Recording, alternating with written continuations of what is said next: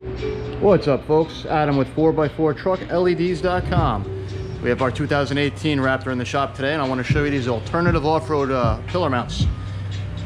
Unlike some other mounts which are a pain in the ass to install, I gotta say these go in pretty damn simple. Let's pop the hood and I'll show you how they go in. So traditional mounts actually get mounted down here, and you've got to take out your cowl here, take out the wipers, and kind of snake it up through there. That's how the alternative off-road mounts install.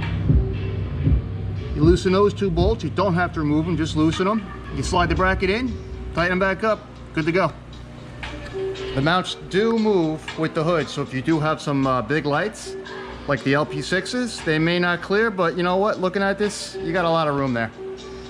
Pretty damn simple. Total install time, I don't know, 2 minutes per side. I'll give you one tip though.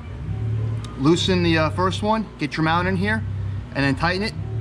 Loosen the bottom one, and then kind of slide your mount in if you can, and tighten it. That way your hood doesn't move out of alignment.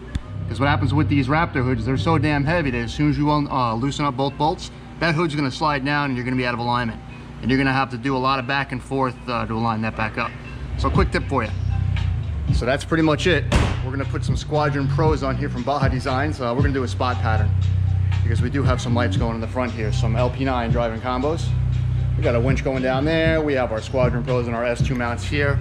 That's our SPP triple fog light brackets and the Squadron lights. Well, you can grab all these at 4x4TruckLEDs.com. And of course, you guys know how to reach me, so shoot me some questions if you have anything. Be happy to answer them. All right, take care.